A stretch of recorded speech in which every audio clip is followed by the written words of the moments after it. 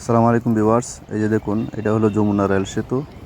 Jamuna rail যে নতুন যে স্টেশনটা উদ্বোধন হয়েছে এই স্টেশনে। তো এই মূলত এখানে আসার আরেকটা কারণ হলো আমরা এই ঠাকুরগাঁওয়ে যাব একতা এক্সপ্রেস দিয়ে, এই জন্য এখানে আসা।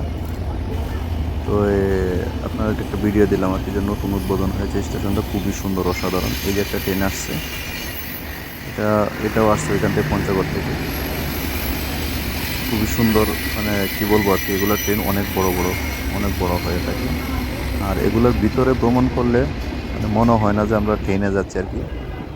মানে খুবই ফিলিং, যারা এগুলো ট্রেনে উঠছেন তারা বলতে পারেন যে কোনো কাঁপাকাঁপি বা কোনো ভাইব্রেশন কোনো হয় না।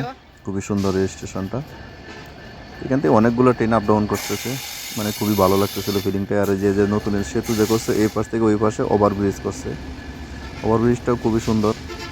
ওভারব্রিজের যে ভিউটা, এটাও সুন্দর। মানে প্রত্যেকটা যে প্রযুক্তি করছে এত সুন্দর করে আর কি, যা বলার বাহিরে, খুব দেখার মতো হয়েছে আর কি। তো এই স্টেশনটার নাম হলো ইব্রাহিমাবাদ স্টেশন, রেল স্টেশন। তো আমি, আমার ওয়াইফ, আমার ছেলে মেয়ে যাচ্ছি, আমরা শ্বশুরবাড়িতে যাবো আর কি ঈদের ছুটিতে। ঈদের ছুটি কাটানোর জন্য যাচ্ছি। তো আমরা সবসময় ওই পুরান সেতু দিয়ে যেতাম, তখন এখন উদ্বোধন হয়েছে নতুন। আমরা এখান থেকে যাইতে হয়, আমাদের বাড়ি হচ্ছে নেত্রকোনা, কিন্তু আমরা এখান থেকে সুবিধা হয় আর কি।